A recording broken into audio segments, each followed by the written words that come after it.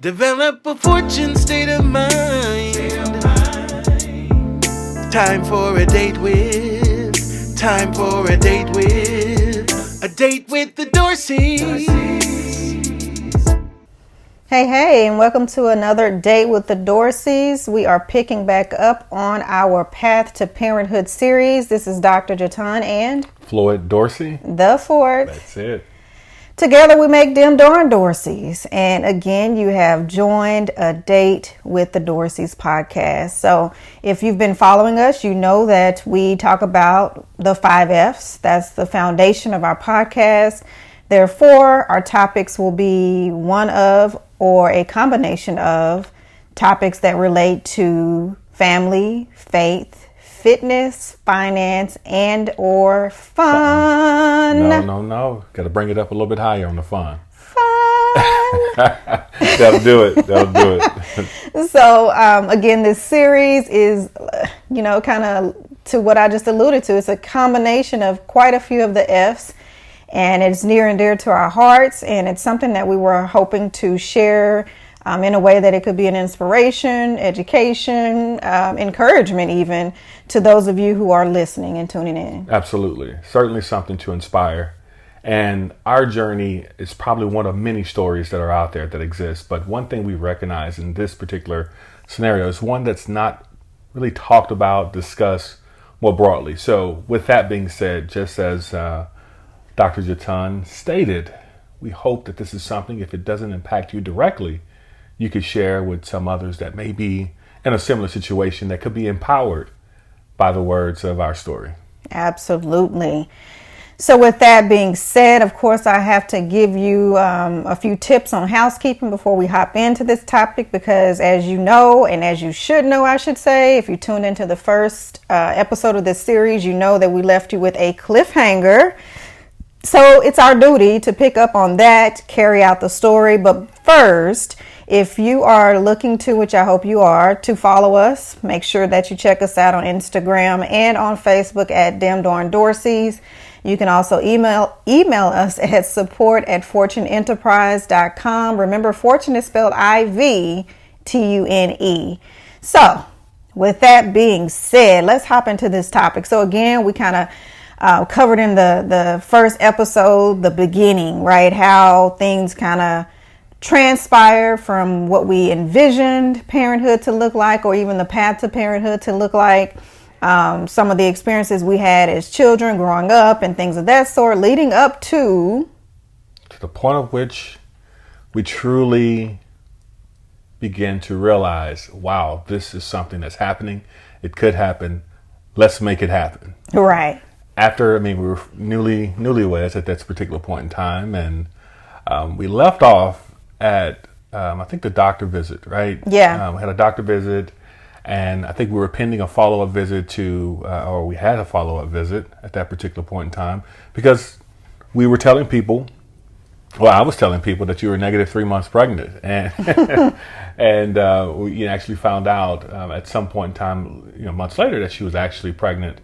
And we had to be patient, which was challenging, right? Because after the first visit to the doctor, I think it was the ER, we had to wait up to 7 weeks or something so that we could really see the development of, throughout that process.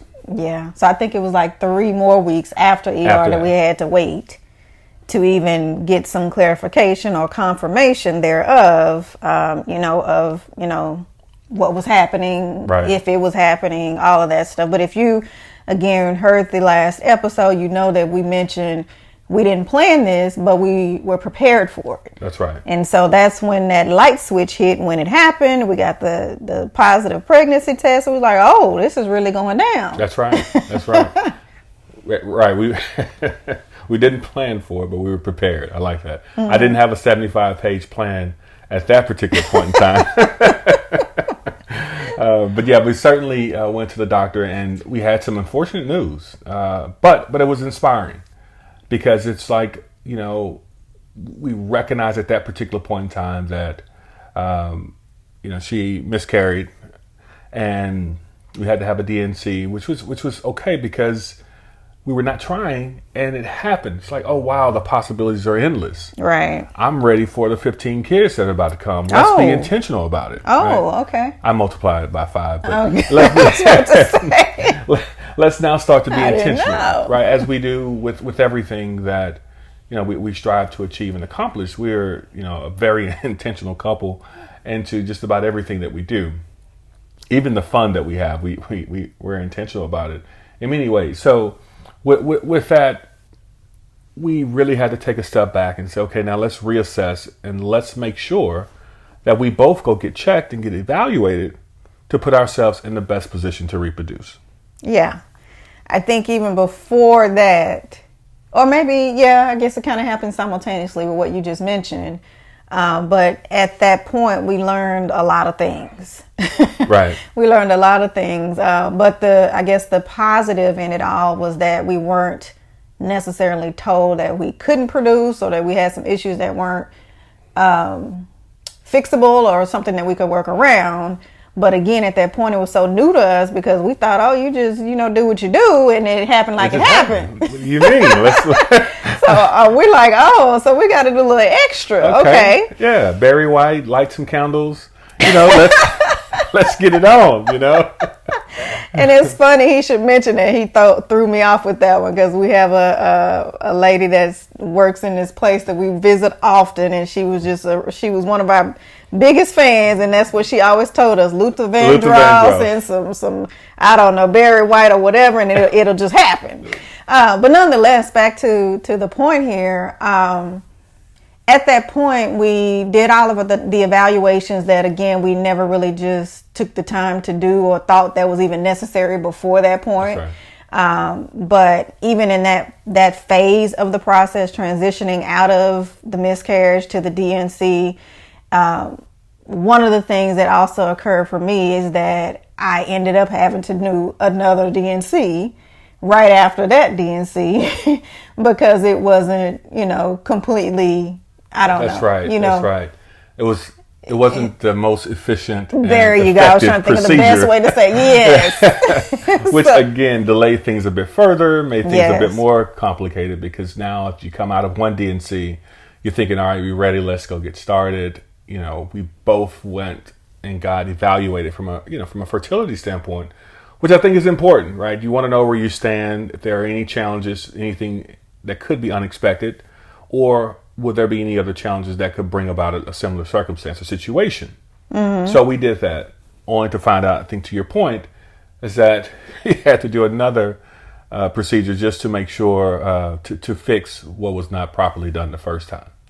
So that set us back a bit more in the timing. But again, our timing versus the timing of the good Lord, or the timing of fate, just we're not aligning at that particular point. Right? Yeah. So the things that we were going through at that particular point, not really frustrated, but we're a bit concerned that why didn't her first DNC work effectively, right? Or that's when some of the questions and thoughts begin to trigger. So we both got evaluated, and we found out, hey, here's some other alternatives if you want to take the best route to get you the best outcome. Mm-hmm. We were given some options there. So we contemplated. Of course, natural is always the first alternative or first approach that we wanted to go with. However, we went down the route for natural for a while. I think for a brief period, and we said, listening and hearing some of the doctors, there is a more effective way for us to do it. Right. And that at that particular point in time, it was IUI? IUI, mm-hmm. or IVF. Right. Right. So we had to go through and evaluate, I think, probably 4 or 5 different doctors and medical centers to figure out who would be the best one to give us the care that we need to help us reproduce. Yes. And even at that time, I think once we got to the point of finding who we thought was good, great bedside manners, very informative, took the time and care. insurance says something else, right? Yeah. So they have, of course, as you all know who have medical insurance, they have their stipulations and guidelines and things of that sort, at which point we had to then abide by, which required us to change doctors. And so here we are in the midst of learning all this stuff, finding our way as we go about our way. And now we're having to readjust and learn a new clinic, a new doctor, all of this. Right.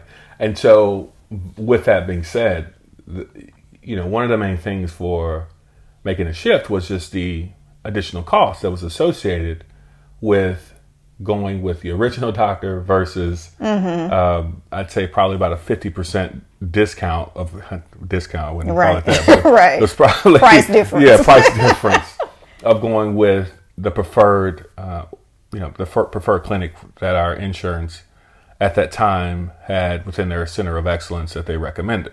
Right. But at the same time, we still wanted to make sure within the network that it was still somebody that we respected, that we liked, that still gave us the results, or we, had some idea that we could possibly get the best results with this doctor as well. That's right. Any questions about, I'd say for the listeners, any questions about those specific clinics or doctors, feel free to inbox us. We'll certainly share, our views and our thoughts on the different ones that we've evaluated, and then the effectiveness of the process and how things went into those details. So we won't spend time here going down that particular path, but certainly, we've had some challenges, but we've also had some great results and good outcomes. So I think it's something, since it's so important with your process, since it's so, your doctor and the clinic that you're working with is vital to the mental stability of your health as you go through the process, not only your physical well-being, but your mental, psychological, all those things are important. So who you choose and how you choose them is so important to assist you through this journey. So again, feel free to inbox us for any questions or any additional details you want on that piece. Yeah, I'll just add to that, don't just focus on the doctor as well. Like, look at it holistically at the clinic, at the nurses, at the goodness, I'm trying to think of the facility, just the facility in general, the clinic. But you'll always have a designated point of contact. Yeah, point of contact coordinator, and they have different names at different clinics, but kind of assess that and how those people function and interact with you as well, because that's important, especially the emotional roller coaster this can be. You want to make sure that you have someone that really truly cares about you and your process. All right. So now let's jump in. So we talked about, a lot of things leading up to this particular point. So we selected our doctor, selected our clinic, and we started through the process. And I'll tell you, we were running at a real good pace. Let's get it started. Let's get it going. We have everything we need to start this process. We were both equally excited to do it. So we decided to go IVF, right? IVF was the most precise way to give us the outcome that we were looking for at that particular point in time. So we went through our first evaluation, and I think all went well, right? So we went through the first cycle with IVF. Essentially, they'll take the male sperm, and they would the female will go through this process of, I guess, a procedure. Yeah, going under anesthesia. Going through anesthesia. But before going through anesthesia, you have to take medications and to stimulate the development of the eggs. And then, of course, once the eggs are developed, that's when you go under. That is a process all within itself, and you may take a day or two to recover, even just after that. So, my job was fairly easy. Just go there and. Anyway, so yeah, it was easy. We got it. Yeah, it was easy. But I did have to offer a lot of support, emotionally, there for bedside care and all those types of things, which I recommend anyone going through this process. You want someone, your husband, to be there with you to support you through that process. Absolutely. So after that, you had the sperm and the eggs, of course, creates the embryos. And so then you're in this waiting period, which is, I wouldn't call it a stressful wait, but it is one of the most stressful situations that you'll find yourself in, because you may very well, depending on the age of the female, she may produce 20 or more, or it may be 3 to 5 eggs. With that, you really don't know how mature those eggs that are produced are going to be, or you don't know how the eggs will accept the sperm. So with that, you're sitting and waiting to say, okay, all right, I started out with, let's say 10 eggs. Okay, great. All right, that's a good number to start with. And in your mind, you're thinking 10 eggs is going to produce 10 embryos, and we'll have plenty at least the first round. That's what you're thinking. That's what you're thinking. Yeah, that's at least the first round. So much uncertainty there. So then you're waiting maybe 3 days before you get an idea of how many of the embryos, once the egg's been inseminated, how many embryos really have grown or starting to mature. So then you get a number like, wow, good job. You started with 10, now you have 5. You're like, oh, whoa, wait, what happened? What happened to the other 5? Like, I want those. So to the people that are investing, to the people that are actually going through the procedures, that doesn't sound like a good ratio there, right? That's right. So you're scratching your head figuring out, okay, 5. Okay, well, 5, all it takes is 1. That's good. You have your good way of thinking through it. So then you start asking questions to the doctors. Well, so typically, how many does, really survive and how many grow? You find yourself going on Google and all of these discussion boards. I mean, you like I said, you really are in a maze of just a web of thoughts, ideas, and really trying to search for just answers. And what you're really looking for is some form of assurance, right? And that's something that, you just can't get. And that was one of the hardest things that, for me to contend with, because typically, I know that there are no guarantees, but I do want a high probability. And with that, I can, mentally, psychologically, I can really push myself through it to do whatever I can do for the outcome. But also, what was even more challenging for me is that at that point in time, there was absolutely nothing I could do to influence the outcome, right? From a physical standpoint, right? Only thing I could do was pray, right? And really hope. The action had already been done, and it was left to, it was out of my control. And with that was hard for me to carry it during that time. So we went from 5. Let's say in the scenario, went from 5. Then you go a couple days later, they wait. Now you're at day 5, and they're looking to say, okay, at this particular point, we could really now give a clear picture of what you really have. At that particular point, you may have another 50 or more % drop off. So now let's say in this scenario, you're left with 2, right? But they will say that that's good. That's typically what we see. And again, we're looking like, no, that just doesn't sound good. Sound right. How is that okay? Yes. What's going on? Did you not stimulate her the right way? Something, again. Did we not do it long enough? Or, they do have various options as far as what type of medicines, how long, how frequent, things of that sort. And they will make certain adjustments as they can, but they can't overstimulate you as well, because that could be dangerous in general. Absolutely. And so it's important that, you continue to get monitored, because even during those stimulations and shots, by the way, my husband said a lot there, and I have to add this piece though. Okay. During the stimulation and the shots, when he mentioned he supported me in bedside and all that stuff, he had to do the shots because I'm a scary cat, right? And regardless how small or big or thin or fat the needle is, I just don't want to be the one to insert it. But nevertheless, there were those shots. I mean, you had to do them at a certain time. So no matter what your schedule was, or you had to rearrange, or you had to figure out how to pack those and take them on the plane, or things of that sort. There were even times where I was teaching night classes, and I remember distinctly I was in a Starbucks parking lot praying because I had to do my shot myself that day, and my husband couldn't do it. I might have even recorded it, knowing me. But it took me quite a bit of time to make that happen. But anyway, definitely the support is important. And then the fact that, we talked about the 5 Fs and the fun that he added to it, even though he mentioned, he was stressed as well, he would always do things that would, lift my spirits. Even after I'm coming out of anesthesia, he got jokes or making recordings and things of that sort.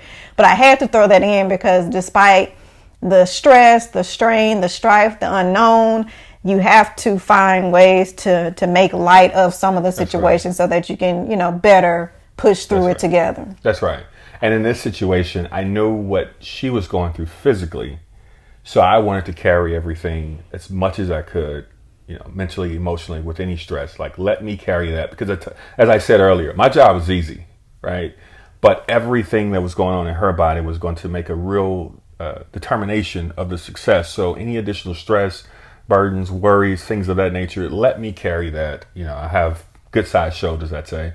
So I'll carry it there, as opposed to her carrying it that could impact the things that's going on. I have the option to do what are called frozen transfers or fresh transfers, right? And essentially a fresh transfer is when they would essentially implant the embryos right afterwards, right after the transfer. Or you can go frozen, which the success rates, what we found, was higher with the frozen transfer, and we elected to go that route. Even further, we also elected to do the Pgs testing. Essentially, it's just genetic testing of the embryos, right? So that's something that may take, it was a week or two or something like that to get the results back on those. So if you have 2 surviving embryos, they send off a sample or biopsy of those to be tested. You're waiting, and you're expecting, hopefully, to get good results. But you could also identify and determine a gender with that process as well, which is also pretty cool. Yeah. Real quick, even in talking about frozen versus fresh, there are different stipulations. From my understanding, it depends on the clinic and maybe even your personal situations. The doctor may request or recommend or even require that you only implant a certain number of embryos as well. So whereas some may say, oh yeah, it's fine, you can do 2. Others say that they consider it, quote unquote, a risk to even implant 2 because one implantation could split. That's right. And cause multiples. That's right. So typically, I think from what we saw at that time, it was fresh. They would allow you to have 2, right? But if you're frozen and it's been PGS tested and everything is genetically normal, then they would recommend 1 because the risk would be, as they stated to us, that you could have twins. And we were like, well, that's not a bad idea at that point. What's wrong with twins? But of course, as you put 2 in, now you both split. Of course, now you have 2 sets. So you wait a week or so for the results to come back from the PGS testing. And in our first time doing that, results came back and 0 were genetically normal. Oh, talk about a crushing blow to go through all of that. Of course, we were blind to the process. We didn't really know the probability. We didn't really know so many different things to it, but that was a crushing blow. Yeah. Not only were we financially invested in it, quite a bit, but it was also just a mental, emotional, and then physical exhaustion for you. I know directly because of everything that you had to put your body through. We're not even talking about the DNCs and before that, but we're talking about just this procedure. Oh, that was a blow. But and we didn't know what to do or what to even think at that point, because I think for me, I was blaming the doctor, blaming, anything like what is it that we missed? It had to be something that we weren't told, something we didn't do correctly. Do you need to stimulate me more, take me to a different type of medicine? Like all of these things were going through my head. And at that point, it just felt like a complete waste. That's right. It did. And the most interesting part is you pick your face up and you go back to work. You go back to life. That's what we did. And I have to interject there as well, because I feel like that's how we go about life. And it quickly reflected in that. But I think we took more of a pause because it was just that much of a sensitive situation for us. But it was like, you fall down, but you get up type situation. But when you fall down, you cry, you do whatever you got to do. And then, hey, it's time to get back in the game because we didn't win yet. So what's next? It's not over till we win, right? And there's always a way. And that was one of the main things we kept reinforcing ourselves. Like, we're okay. It's going to be fine. It's going to work out. Don't know when. Don't know how. But it certainly will. And another amazing thing is we had our parents. You know, we didn't share this as we were going through the process with many people. But certainly with our parents, and they were there. I mean, I'm telling you, if they just wanted to come by and bring us a bottle of Gatorade, water, and soup, just to let you know you're loved. We're here to whatever we could do to support you. And I say that to say that, you know, beyond, you know, we talk about the 5 F's, and we're talking about our journey to building our family and path to parenthood, but having that family, that support around you, whether it's close friends or whomever, that trusted advisor, somehow you need to surround yourself with that, because there will be, and I'm sure not just in this scenario or situation, but in life period, there will be those times where you need that just to reinforce what you already inherently know. Just hearing it from a different voice brings so much more power to inspire and to continue to keep you going forward. Absolutely. I totally agree with that. And even beyond that, I'm just thinking through some of the other thoughts that came to mind as you were mentioning that is, you know, we had to continue life. So we had to continue to clock in. We had to continue to, you know, be with family, go to events and things. We didn't have to, but, you know, we chose to do that.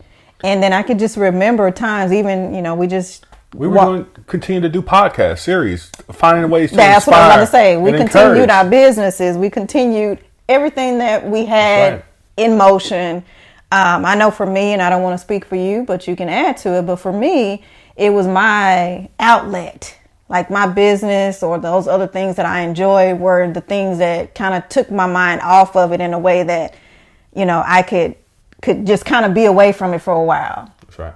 For me, it empowered the stories or the information that I shared. It made it even much more important because I was going through it. Right? It added even more passion. It added more desire because I knew that I would win, we would win, and we would be successful in some way. Just didn't know when. But I knew that there are also many people that were going through maybe not this exact situation, but others that are going through. So it was a good way for me to channel my experience and really relate it into the passion that I have for helping and guiding and inspiring people. So again, this journey has certainly impactful and powerful. Well, but that was. Oh, go ahead. I was just going to say, a lot of people that are experiencing it, to your point now, is, I guess for me, it didn't seem in the thick of it all that people were really sharing that experience. Right. And so for me, what I saw were mostly celebrities that were sharing such a story as this. And even then, it was still few and far between. Some people didn't really receive the information well or didn't understand it. And I think most of the times that it wasn't received well is because they didn't understand it. But here we are, not celebrities, and we are living that same life. So it was good to be able to pull at wherever we could to glean from those experiences, to learn, to even help us again through this pathway to parenthood. That's right. That's right. So that was the first round, 0. It's like, phew, all right. Take a step back, replan. Let's refocus. Let's get back to it. So once, of course, you have to give time for everything to heal and to be in better position to restart. We got back on it and we did another cycle. And the next cycle, again, is the same process that we mentioned earlier. We successfully had one embryo that came out of it. Genetically normal. And it was a girl embryo. We were excited. Saying, okay, all right. So, I mean, we have something, you know. Yeah. I mean, but now our thought was we want to build the bank, because it sounds like this is, right. Now we're getting the hang of this. Like, wait, it's not what we expected. Like, so let's not jump the gun. That's right. You're like, all right, so one, if we had one, what are our odds that one would stick and it would turn into a baby, right? So you start to see the numbers, see the stats, like, oh boy, we would hate to go down the road to implant the one only to come back later when we're both aging and have to do another retrieval. Have to do another retrieval. Yes. Just looking at it from, looking at the odds, it was just, all right, okay, we need to be probably a little bit more thoughtful about this, and let's just go in and see if we can get more. Yes. So we did. We did. We did. This is number 3. Mm-hmm. We did this time, and we were able to get two girls. Yeah. In between that, and my husband he remembers these numbers so well in the series, but in between 1 and 2 or 2 and 3, I had another procedure. That's right. Right. So I had another procedure in the midst of that because they had identified I had fibroids, which they noted earlier on, but stated that it wasn't an issue. And that many women have success with pregnancies with that. So we don't see that it's an issue, which is why we continue down that line. But after a couple tries, then we said, well, let's take a step back and do this procedure. So now that's 3 procedures. We took a break. Well, really. To do the 5. Yeah, this is number 4. Well, the 2 DNCs. Yes. The 2 retrievals, and now the fibroids. Correct. Yep. So we did that. Again, taking time to recover, being husband, doctor, Yes. It takes some time. And ultimately, of course, naturally, being that I'm Floyd Dorsey the 4th, I'm saying, hey, we do need to have some possibilities of some boy embryos, right? We were both committed to that. It's something we were committed to probably when we met, right? It was just one of those things. So we said, okay, we'll take a break, make sure everything is healed up, and we'll go back in and do it again. So we started on, I think this is the 4th retrieval, right? 0, 1, 2. Yes, this is the 4th retrieval. 6th procedure. Yeah. And we got probably about halfway through it, and we had to stop. And I don't remember the reason, but we had to stop. It was just... I think it was because they weren't, follicles weren't developing as quickly, so they didn't want to continue to waste or anything, take the chance. That's right. So now keep this in mind. The medicine for this process, and we won't get into all the details of the cost, but the medicine isn't cheap. Right. So you've utilized a good portion of your medicine for this procedure, only to get closer to the end, the follicles are not developing, to have to stop. So that medicine is just gone. Sunk you have to repurchase in order to start the next. So now you have to repurchase in order to start the next cycle whenever that time permits. But we did. we did. Goodness, we can't do anything but laugh at this now. We did. We did it. We did. And we had great success on the 3rd one. We ended up with 3 genetically normal boy embryos. 3. Did you guys hear the progression of this story? How we were pushing, how we had 0 to 1 to 2 to stop to 3. Yes, to 3. All 3 being boys in that one round. Oh, you could not imagine. I mean, we weren't even together when we got the news. I think we were both at work. We're still married. I mean, we were married. I'm sorry. Let me be clear. We were not in the same vicinity. That's right. So I think we were both at work at that time. And luckily, I mean, I know for me, luckily I have an office. So I was just, I don't know they were probably like, what is going on next door? That's right. Because I just couldn't believe that. And that was something for me. And as my husband mentioned earlier, it was always, understood. It was an expectation and a desire for us both. But that was something I still do carry heavily, because I know that's important for my husband. And so that moment to get that call was whoa. It was amazing. So I got the news. I was just pulling into the garage at our home, and I got out. I probably screamed louder than I ever had in my life, and this is including all the years of playing football and screaming on the field. But it was such an exciting moment. So we were in a good position. I say all that to say, had 3 XX and 3 XY embryos. We were ready to take on the world. Right? Yeah, that was the 7th procedure. But it was some others in between that, because we did another procedure for the fibroids. because they have two different types. You can do robotic, which is a quicker recovery. Well, that was after we did an implantation. We tried an implantation first. Then we had to do another fibroid. Okay. Yes. Yeah. So now we were ready to implant, and I know we're carrying through our progression. So we were ready to implant, and so we're thinking, okay, we have 3 and 3. Let's go ahead and let's implant one of the boy embryos and let's go with it.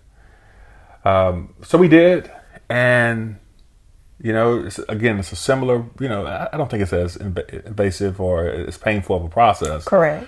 But nonetheless, you don't go under anesthesia, so yeah. Right. So we did the implantation, and you're there now. You're waiting for results. It takes some time, so you're again hurry up and wait. Period. And they encourage you not to take any at-home tests during the wait. Just wait until you go into the clinic. And we went into the clinic, and we got the news that the embryo didn't stick. Yeah, it didn't stick. And so here we are again. Like, why? What's going on? Why didn't it? What's the problem? You said the embryo was genetically normal. It was good, right? It went through all of these testing with all this time and everything that's been put into it, and then you stimulated, her body, right, to the point of which it was prepared to receive it. And you said everything looks good. So if you have a good bun and a good oven, why can't we get a cake? Right? What's the problem? Something ain't turning on or ain't working. Not working. So again, you really want to know probability with those things, like what's going on here. But even with that, we were still hopeful. Like, hey, we have two boy embryos left. We have 3 girl embryos. And then still thinking back to the initial trigger point that was our cliffhanger for the last episode. It was like, okay, so we were able to get pregnant. So it ain't that you can't get pregnant. That's right. So what is it? What is it? Yes. What is it? Of course, it's difficult for, any professional to really tell you exactly the right answer to that. Although we were like pressing to get some answers. My husband was, if you know him, you know him. If you don't, he was way worse than me. I didn't want to be on the receiving end. But I know the doctor was he wanted to tell us what we wanted to hear, but you just can't, right? But so he told us what he knew. And again, he's been in the business for some time. So it was a bit frustrating because I didn't leave with all the answers and the assurance that I wanted, but I was confident that, we've gotten to this point, and we're so thankful that we will be able to move and continue forward to the next phase. Right. And we had more options, right? We had more embryos. So we were still hopeful, wanted to push through and continue to try this thing out. Because again, we had a win, but we didn't have the win. That's right. So in that, he said, I think it was around this time, he said, hey, I do see a fibroid or something else that's in there. So let's go ahead and take a look. All right, fine. Did a procedure. We elected to have I think we had 3 total procedures. Through this process, I think it was the robotic. Which is a myomectomy, but it's a quicker version where you recover faster. Then we had one for a polyp that we knew nothing about, that just came out of nowhere. And then we had to do a myomectomy, which is the full-blown fibroid removal. So when you use the words, I've been down, I've been under, this Dr. Jatan has been under. I think, if I mentioned my husband remembers all these numbers and things of that sort, but that's one number I remember. It was over 10 procedures if you consider the retrievals plus all the other things that we had to go through. So. That's a lot. So we continued to press forward and hopeful. So we did 2 more. So we ended up doing 2 more implantations with Dr. Jatan, and one was a girl embryo, and we did another one with a boy embryo, and both of those failed as well. And at that point, it's like, all right. Yeah, we down to 1 boy, and I'm like, no, I don't want to do this again. this is our last boy, and just to replay, that was important to us. So I was like, I want to make sure whatever it is, this boy is placed in the right oven. In the best possible, position for success. And so I think one of the questions was, how do we choose, or why did we choose the surrogacy route? And this is why, right? We had gone all the way through the process and gotten to this particular point, and we knew that, okay, something, right? We could have probably had success the very next one, right? Or any other ones that subsequent to that, but we didn't really want to chance it. We wanted to say, what would be the scenario to give us the best outcome for what we're looking for? Yes, it will probably cost us more, but having to go back through this whole process again and not getting any results will probably be one of the most challenging situations for us to deal with. So what would give us the best outcome? And that's where the thought from transitioning just from, Dr. Jatan carrying it to going the surrogacy route. And so we did. And again, that within itself is a totally different process of trying to identify who would be the best suitor. Oof. Right? So we went through some recommendations, like even some family members that we, again, our circle was tight as far as who we shared it with, because it was still sensitive. It was still us figuring it out, not knowing what's what. And so at that point, there were, like I mentioned, some, people that reached out or said that they would be willing. And that was amazing. Right? Yes. For someone to just say, hey, I love you all, and I see what you all are looking to do. I want to be a part of it. I have children. I enjoyed actually being pregnant, and I want to be able to give that to, be able to do that, help you all with that. And that's huge. So we had a couple people reach out from that standpoint. It didn't quite work out fully because it's so stringent, the process to qualify. Which is a good thing, because again, it's not, easy feat, and the expense is not something to play with. So we appreciated that. Yeah, it was very, very tough vetting to make sure whomever that wanted to do it, that they were actually the best possible candidate to do so. So we went through that on a couple occasions, and even those evaluations take time, take resources to be able to do it. So now we figured that the best way to do it for us was to go through an agency. So we had to go through the process of vetting agencies, which ones probably had the better success, can get us what we need, who had some great candidates, things of that nature. Mm-hmm. So we went through that. And even with that, though, there were still some moments where, even though we had an agency, they did a great job, I think, communicating and level setting on expectations. But there were moments there, like, where I recall having some frustration because we really, I guess, our expectations were high. That we would have a good, viable candidate right then and there, and they're ready to go and fully vetted, as opposed to some of the other things that we had to go through. So it took some time to work through that and to really calibrate on our expectations, to level set with the agency as well, just to make sure that there's an outcome that we want ultimately here, and we expect our expectations are I'd say they're pretty high, but it seems to be all relative in perspective of what you're paying and what you've been through and all that for the process. Absolutely.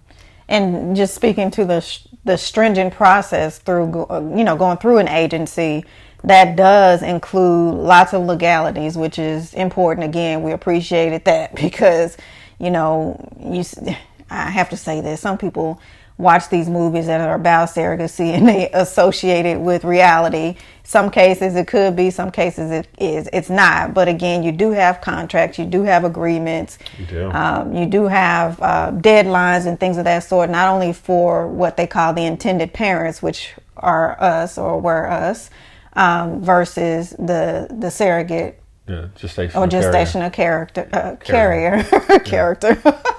But there is definitely a lot of paperwork that's involved in that. You have attorneys for both sides, things of that sort. So definitely a lot of legalities. That's right. Some of the things you'll go through is, I think our contract was probably about 42 pages. Yeah. And it really stipulates, things like, you can't travel without approval from the intended parents, or if the carrier is on bed rest, how they should be compensated if they're missing work. And again, all of these things, you have to consider with the cost of doing it, because things could add up. If there were multiples that came out of an embryo, let's say one split and now you have twins, there's an additional cost that's associated for a C-section, or recovery time. All of these things that are factored in within that agreement. And again, as Jatan mentioned, you have your attorneys that you have to cover and pay for. You have the carrier's attorneys that you have to cover and pay for. But ultimately, you're working just to make sure that the agreement is the good agreement, right? Absolutely. But you also have counseling that you have to go through, right? So throughout this process, you have a moment of which you have to have your initial interview just to make sure you're a good match. Then you go through a counseling session to make sure that everyone understands what could be expected, that emotionally that you're intact, and they have to sign off on it overall. And even in the interview phase, which is, to your point, the beginning of it, so they will send you a list of potentials according to your expectations. So you would provide them some things that you look forward to having in a surrogate. They then tie that back to their database to see who closely aligns with that, sends you the list. You say, hey, I like this person, that person, that person. They schedule the sessions, you meet, ha, enjoy the time. And as soon as you hang up, they reach out and say, hey, let us know if this is someone that you would like to consider as a surrogate. And likewise, they reach out to that other end to say, is this a family that you would like to be a surrogate for? And so you definitely have to have the same answers in order for that process to progress to all of the legalities that we just mentioned, all of the counseling and things of that sort from that point. And I don't know, for me, it was a lot that first round. I was just like, oh my gosh, I didn't know it was this intense. But at the same time, you were appreciative again, because it's a lot at stake. It's a lot at stake, and it's a lot of rigor in the process. And that's where I could appreciate utilizing the agency to help us guide it, especially that, the first time going through something like this. It was a lot. And as much information as we looked up online and other resources, we just couldn't find anything to really lay out the experience that we actually went through. Yeah. Right. So I think one of the main questions is that we received is, how did you find your surrogate? Well, again, we shared that with a couple of people that stepped up, that and volunteered, but also where we landed on was through this agency. And again, if, as I mentioned earlier about clinics, any thoughts, any questions about agencies, feel free to inbox us. We'll share that information with you as well. Again, I'm sure there are many great ones out there. We can certainly share our experiences with some of the ones we considered, and then the one that we chose to work with. Yes. And I'd have to add as well, just going back to all of the many procedures, all of the hurry up and waits, and then progressing over to the decision to go the surrogacy route. Just keeping in mind, again, I just have to re-emphasize this because that's something that stands out to me, and it is that we had to continue living. We had to continue being our best selves. I mean, we've written books during that time. We've coached, we've spoken, we've got promotions at work. We lost grandmothers and aunts and uncles and etc. It was a lot that we were dealing with. And then even for me and husband, again, I'll let you say. Built the house, sold the house. Built the house, sold the house. But can't forget that piece. And then also just, for me, it was very emotional in between time. Meaning each time that I had a procedure, or even preparing for those retrievals, as we mentioned earlier, with all the shots and stimulations that you have to do, you have multiple appointments that you have to go into the clinic for every day or two during that time. And you're getting more information, maybe good, maybe bad. And me going to those appointments and having to leave there and directly return to work and transition back into work mode and turn that off so that I'm not taking that into work was always a thing for me. That's right. And then you're still active, not just your day job work, but you're teaching. Yes. Running your business. Yes. Active in my sorority. Active in the sorority. I mean, so many different things. So if you ever saw either one of us with just a brief moment with our head down or trying to figure things out or seem to be a bit frustrated or whatever it may be. Or gazing. Or gazing. Yeah, or gazing. Please charge it to our minds. That's it. Yes. Not our hearts. Or if you just saw just randomly excited for no reason, just saw joy that we really wanted to share, but we couldn't share it, things of that nature because we were holding a lot of things close to the vest. But yeah, so shout out again to our parents because they carried a lot through this too. There were times that, they would, as my husband mentioned, they would come around and would just offer support, coffee or whatever it is. And there were times where I know for me, I just broke down, like all the way down and probably scared them half to death, but they didn't show the scare, but they just, were there. Oh, those breakdowns. And she said she broke down, but we both had those moments. Yes. But with that being said, we can get more into that on the next episode. Some of the breakdowns.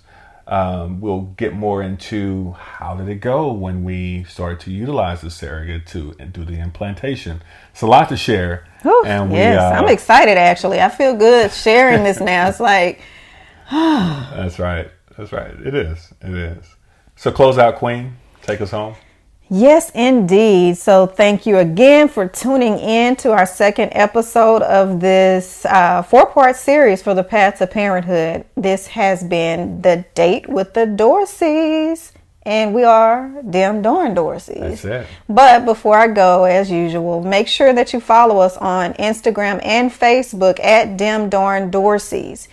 Again, Facebook and Instagram at Dem Dorn Dorseys, or search Date with the Dorseys. You'll find us. Make sure you click the like button and the follow button, and also email us at support@fortuneenterprise.com if you have any questions, thoughts that you'd like us to cover in these last 2 parts of this series, because we'd love to add that to the discussion. So hopefully you've enjoyed thus far episode 1 and 2, and you'll be back for 3 and 4. That's right. All right. Well, thank you for joining us, and bye for now. Develop a fortune state of mind. Time for a date with. A date with the Dorseys.